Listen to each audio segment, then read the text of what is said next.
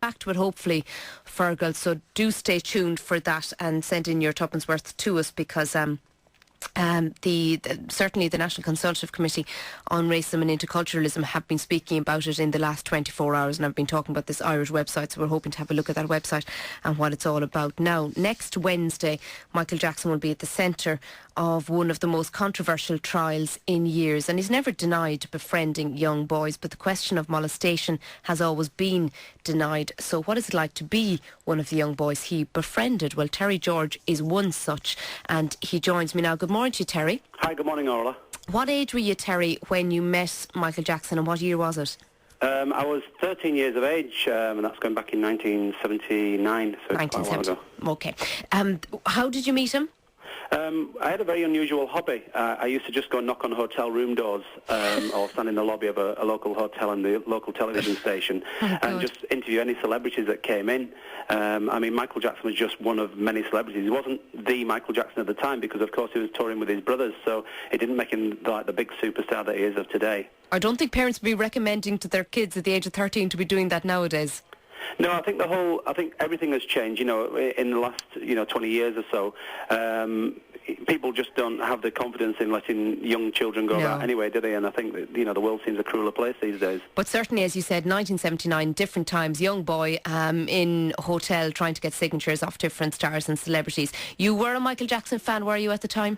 No, because I don't think there were such things, or certainly not in the droves as they are now, Michael Jackson fans, because remember, it was the Jacksons. It wasn't out on his own as being Michael Jackson. It was the Jacksons, and it was a tape that I had. I wasn't actually just collecting autographs. I was actually recording them as well, which was a bit unusual, a bit more unusual than collecting autographs. So you had the recorder with you?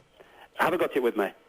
You had it with you at the time? I had a tape recorder with me, yes, a little tape recorder that I used to interview them on. And what age was he then, do you figure? I think he was about 20 or 21 at that time. 20 or 21. So what happened, Terry?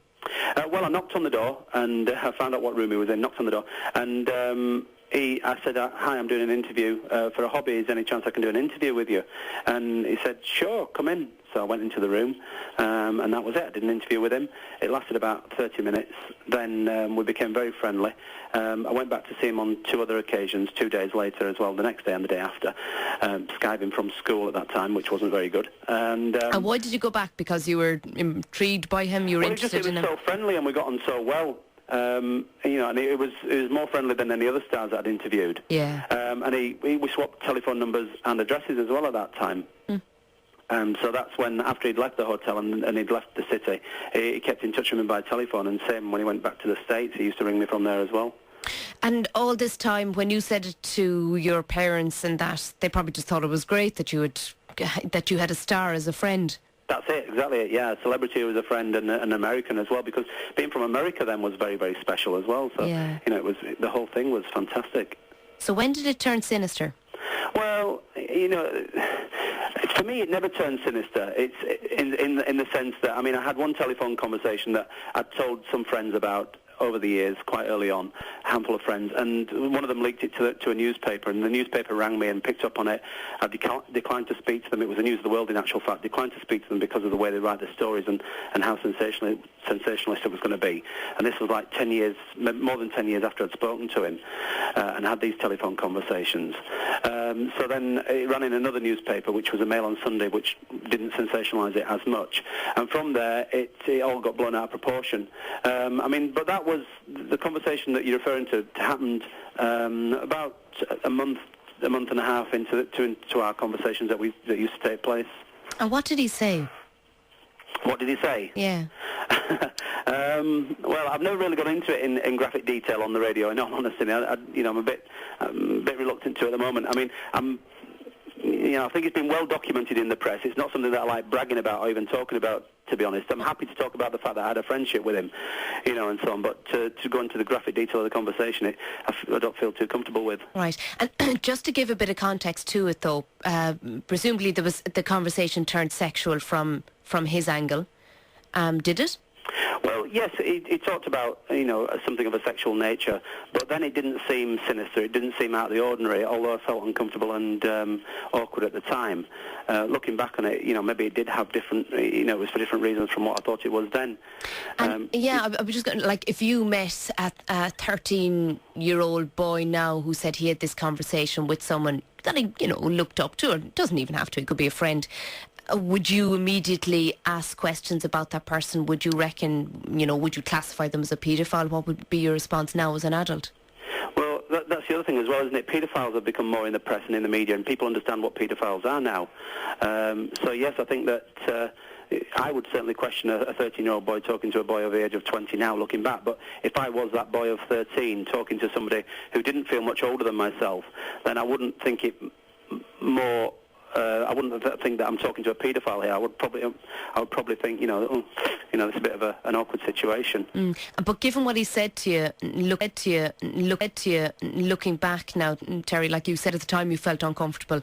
But looking back on it, do you think it was completely out of order? Do you think it was very inappropriate?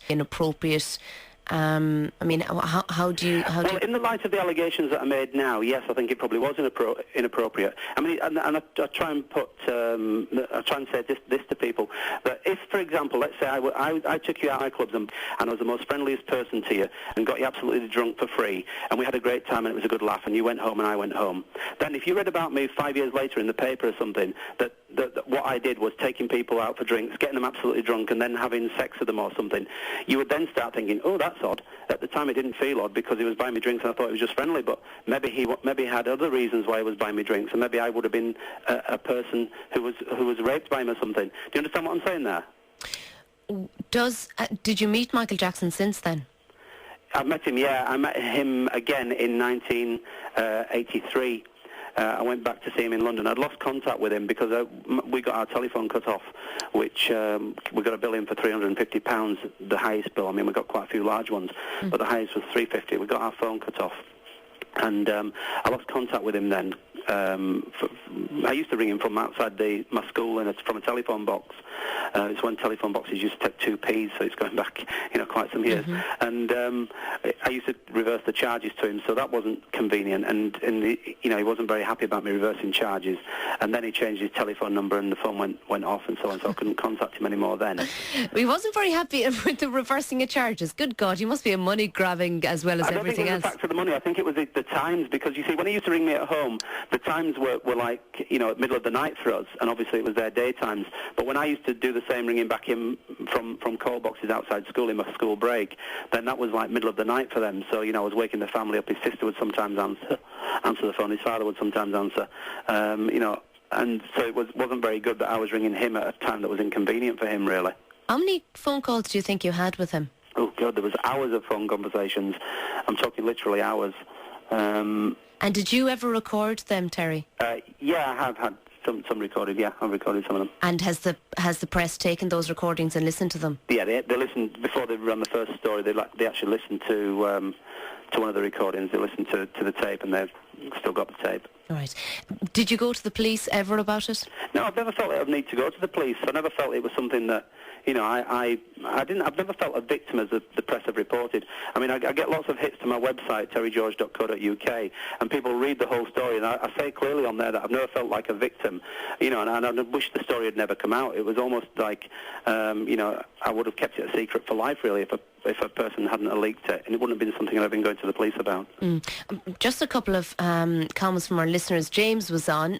James has been quite frank about it, so I might as well be as well. Orla, let me help you. I've heard Terry talk before, and his story is interesting, mainly because the insinuation is that Jacko masturbated on the other side of the phone, other end of the phone. Nice, says James.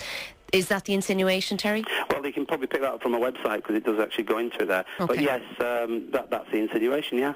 Okay. Did Jackson stop calling Terry when he became pubescent, as it's alleged is Jacko's modus operandi? When there is grass on the pitch, it's time to move out. The fact that you were becoming pubescent, would that have impacted? Have you thought along those lines at all? Yeah, well, when I met, I don't think the conversation stopped because I became pubescent. I think the conversation stopped because it was, the telephone conversations were becoming awkward when I ring him from school and reversing the charges at awkward hours for him. But then, when I actually met him again in 1983, I'd obviously become quite old. I was about 21 then. I